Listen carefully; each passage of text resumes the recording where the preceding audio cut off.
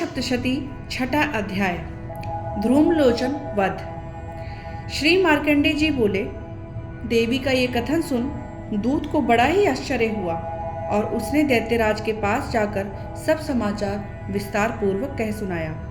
दूत की बातों को सुनकर दैत्यराज कुपित हो उठा और वह सेनापति धूम्रलोचन से बोला, धूम्रलोचन, तुम शीघ्र ही अपनी सेना के साथ लेकर जाओ और उस दुष्टा के केश पकड़कर घसीटते हुए उसे बलपूर्वक यहाँ ले आओ। यदि उसकी रक्षा करने के लिए कोई दूसरा खड़ा हो तो वह देवता, यक्ष, गंधर्व ही क्यों ना हो, उसे अवश्य मार डालना। ऋषि बोले, शुंभ की इस प्रकार आज्ञा देने पर धूम्रलोचन देते 60,000 असुरों की सेना के साथ वहां से तुरंत चल दिए। वहां पहुंचकर उसने हिमालय पर रहने वाली देवी को देखा और ललकार कर कहा, अरे तू शुंभ निशुंभ के पास चल। यदि तूने इस समय प्रसन्नतापूर्वक मेरे स्वामी के पास नहीं चली तो मैं तुझे बलपूर्वक बालों को पकड़कर घसीटते हुए ले चलूंगा। देवी बोली, तुम्हें दैत्यों के राजा ने भेजा है, तुम स्वयं ही बलवान हो और तुम्हारे साथ विशाल सेना भी है। ऐसी दशा में यदि मुझे बलपूर्वक ले चलोगे तो मैं तुम्हारा क्या कर सकती हूँ। ऋषि बोले, देवी के ऐसा कहने पर असुर धूम्रलोचन उनकी ओर लपका।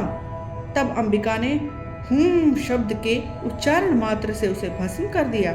फिर तो क्रोध में भरी हुई दैत्यों की विशाल सेना और अंबिका ने एक दूसरे पर तीखे सायकों, शक्तियों और फरसों की वर्षा आरंभ कर दी। इतने में ही देवी का वाहन सिंह क्रोध में भयंकर गर्जना करते हुए गर्दन के बालों को खिलाता हुआ असुरों की सेना में कूद पड़ा।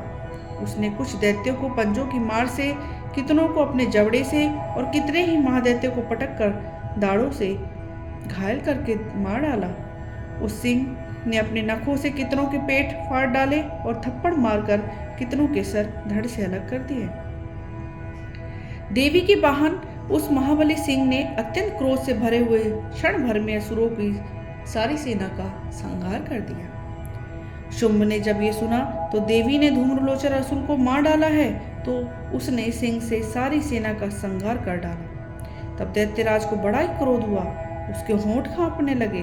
तुरंत उसने चंड और मुंड नामक 2 महादैत्यों को आज्ञा दी, हे चंड, हे मुंड, तुम लोग बड़ी बड़ी सेना लेकर वहां जाओ। उस देवी को बालों से पकड़कर और उसे बांधकर शीघ्र यहाँ ले आओ।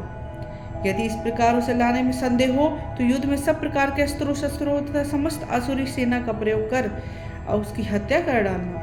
उस दुष्टा की हत्या होने पर तथा सिंह के मारे जाने पर उस अंबिका को बांधकर साथ ही शीघ्र ही लौट आना। इसी के साथ छठा अध्याय